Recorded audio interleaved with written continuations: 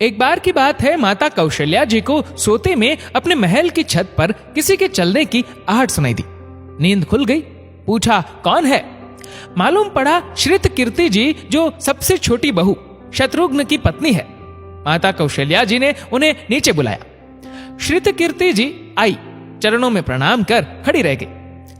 माता कौशल्या जी ने पूछा, श्रुति, इतनी रात को अकेली छत पर क्या कर रही हो बेटी? क्या नींद नहीं आ रही? शत्रुघ्न कहाँ है? श्रितकीर्ति की आंखें भर आई, मां की छाती से चिपटी, गोद में सिमट गई।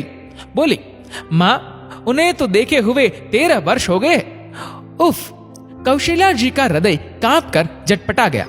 तुरंत आवाज लगाई, सेवक दौड़े आए। आधी रात की पालकी तैयार हुई। आज शत्रुघ्न जी की खोज होगी। मां चली। आपको मालूम है शत्रुघ्न जी कहां मिले? अयोध्या जी के जिस दरवाजे के बाहर भरत जी नंदीग्राम में तपस्वी होकर रहते हैं, उसी दरवाजे के भीतर एक पत्थर की शिला है। उसी शिला पर अपनी बांह का तकिया बनाकर लेटे मिले। मां सिराहने बैठ गई। बालों में हाथ फिराया तो शत्रुघ्न जी ने आंखें खोली। मां उठे, चरणों में गिरे। मां, आपने क्यों कष्ट किया? मुझे बुलवा लिया होता। मां ने कहा, शत्रुघ्न यहां क्यों? शत्रुघ्न जी की रुलाई फुट पड़ी। बोले, मां, भैया राम जी पिताजी की आज्ञा से वन चले गए। भैया लक्ष्मण जी उनके पीछे चले गए। भैया भरत जी भी नंदीग्राम में है। कि ये महल, ये रथ, ये राजसी वस्त्र विधाता ने मेरे लिए ही बनाए हैं। माता कौशल्या जी निरुत्तर रह गई। देखो क्या है ये राम कथा। ये भोग की नहीं, त्याग की कथा है।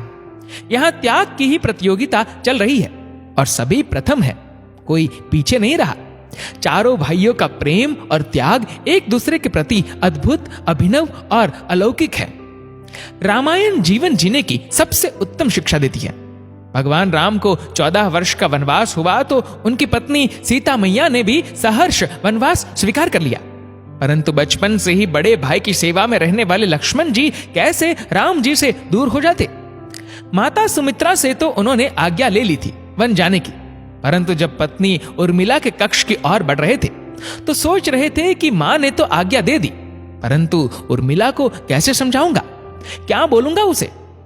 यही सोच विचार करके लक्ष्मण जी जैसे ही अपने कक्ष में पहुंचे तो देखा कि उर्मिला जी आरती का थाल लेके खड़ी थी और बोली, आप मेरी चिंता छोड़ प्रभु श्री राम की सेवा में वन को जाओ।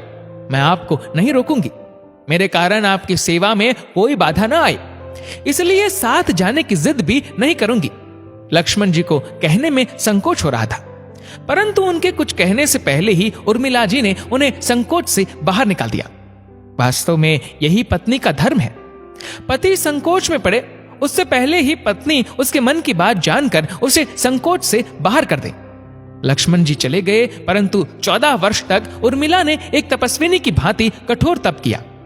वन में प्रभु श्री राम, माता सीता की सेवा में लक्ष्मण जी कभी सोए नहीं, परंतु उर्मिला ने भी अपने महलों के द्वार कभी बंद नहीं किए और सारी रात जाग जाग कर उस दीपक की लौ को बुझने नहीं दिया।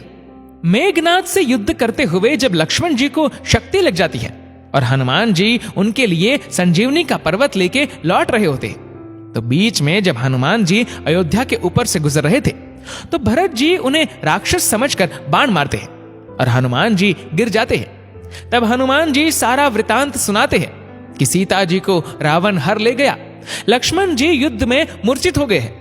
ये सुनते ही कौशल्या जी कहती है कि राम को कहना कि लक्ष्मण के बिना अयोध्या में पैर भी मत रखना, राम वन में ही रहे। माता सुमित्रा कहती है कि राम से कहना कि कोई बात नहीं, अभी शत्रुघ्न है, मैं उसे भेज दूंगी। मेरे दोनों पुत्र राम सेवा के लिए ही तो जन्मे हैं। माताओं का प्रेम देखकर हनुमान जी की आंखों से अश्रुधारा बह रही थी, परंतु जब उन्होंने उर्मिला जी को देखा तो सोचने लगे कि ये क्यों एकदम शांत और प्रसन्न खड़ी है, क्या इन्हें अपने पति के प्राणों की कोई चिंता नहीं? हनुमान जी पूछते हैं, देवी आपकी प्रसन्नता का कारण क्या है? आपके पति के प्राण संकट में है, सूर्य उदित होते ही सूर्य कुल का दीपक बुझ जाएगा। उर्मिला जी का उत्तर सुनकर तीनों लोगों का कोई भी प्राणी उनकी वंदना किए बिना नहीं रह पाएगा। उर्मिला बोली, मेरा दीपक संकट में नहीं है, वो बुझ ही नहीं सकता। रही सूर्योदय की बात, तो आप चाहे तो कुछ दिन अयोध्या में विश्राम कर लीजिए, क्योंकि आपके वहां पहुंचे बिना सूर्य उदित हो ही नहीं सकता। आपने कहा कि प्रभु श्री राम मेरे पति को अपनी गोद में लेकर बैठे हैं। जो योगेश्वर प्रभु श्री राम की गोदी में लेटा हो, काल उसे छू भी नहीं सकता। ये तो वो दोनों लीला कर रहे हैं। मेरे पति जब से वन गए हैं तब से सोए नहीं है। उन्होंने न सोने का प्रण लिया था, इसलिए वे थोड़ी देर विश्राम कर रहे हैं। और जब भगवान की गोद मिल गई तो थोड़ा विश्राम ज्यादा हो गया, वे उठ जाएंगे। और शक्ति मेरे पति को लगी ही नहीं, शक्ति तो प्रभु श्री राम जी को लगी है। मेरे पति की हर श्वास में राम है, हर धड़कन में राम, उनके रोम रोम में राम है, उनके खून की बूंद बूंद में राम है। और जब उनके शरीर और आत्मा में ही सिर्फ राम है तो शक्ति राम जी को ही लगी, दर्द राम जी को ही हो रहा। इसलिए हनुमान जी आप निश्चिंत होके जाइए, सूर्य उदित नहीं होगा। राम राज्य की नींव जनक जी की बिटिया ही है, कभी सीता तो कभी उर्मिला। भगवान राम ने तो केवल राम राज्य का कलश स्थापित किया, परंतु वास्तव में राम राज्य इन सब के प्रेम, त्याग, समर्पण और बलिदान से ही आया। जिस मनुष्य में प्रेम, त्याग, समर्पण की भावना हो, उस मनुष्य में राम ही बसता है। कभी समय मिले तो अपने वेद, पुराण, गीता, रामायण को पढ़ने और समझने का प्रयास कीजिएगा। जीवन को एक अलग नजरिए से देखने और जीने का शऊर मिलेगा। दोस्तों, आपकी इस वीडियो के बारे में क्या राय है, नीचे कमेंट करके जरूर बताएगा। और अगर आपको ये वीडियो पसंद आए तो इस वीडियो को लाइक करिएगा, शेयर करिएगा ज्यादा से ज्यादा लोगों तक। और ऐसे ही और भी इंस्पिरेशनल वीडियोस के लिए सब्सक्राइब करें हमारे यूट्यूब चैनल को और फेसबुक पर फॉलो करें हमारे पेज को। धन्यवाद।